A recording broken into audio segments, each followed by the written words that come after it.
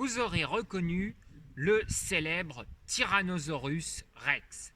Le T-Rex pour les intimes, plus connu sous ce nom dans le film de Steven Spielberg, Jurassic Park, n'a évidemment, vous vous en doutez, pas côtoyé les êtres humains. Il vivait il y a 68 millions d'années, jusqu'à 66 millions d'années, jusqu'à la fin des dinosaures, et il est le dernier des grands carnivores les plus célèbres de l'ère du Crétacé.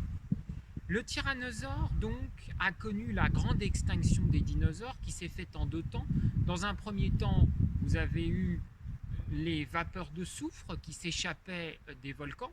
Et ensuite, vous avez eu le célèbre astéroïde qui s'est écrasé sur la Terre dans la péninsule du Yucatan il y a exactement 66 millions d'années. Si vous faites le calcul, le tyrannosaure n'a duré que 2 millions d'années. Et pourtant, c'est le plus célèbre des dinosaures.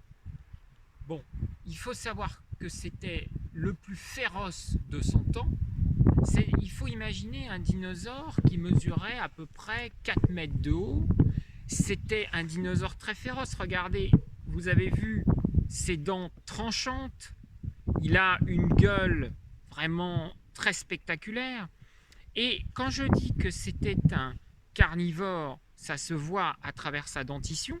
Ça se voit aussi du fait qu'il a deux griffes acérées de chaque côté.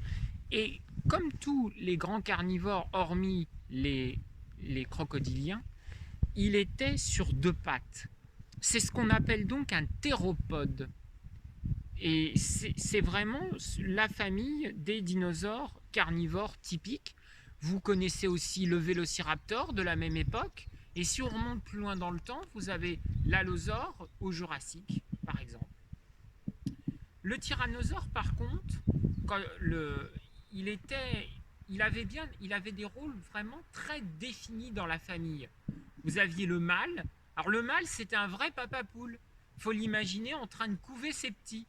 Puis alors, papa poule, je ne crois pas si bien dire quand je dis ça, parce que il faut savoir que les scientifiques ont découvert qu'il avait des plumes très probablement sur la queue et même, il faut l'imaginer, autour du cou. Vous vous rendez compte, il ressemblait presque à une grosse autruche. Alors que la mère, par contre, elle chassait pour nourrir les petits, un petit peu en fait comme le lion. Et là, elle attaquait avec ses griffes, elle sautait sur ses proies, qu'elle déchiquetait, et ensuite, elle les dévorait, et elle régurgitait la viande pour les tout petits. Et pendant ce temps-là, le papa s'occupait des nouveau-nés, et dans un premier temps, c'était même lui qui avait couvé les œufs. Et oui, car le tyrannosaure est un reptile, comme tous les dinosaures, et il pondait des œufs.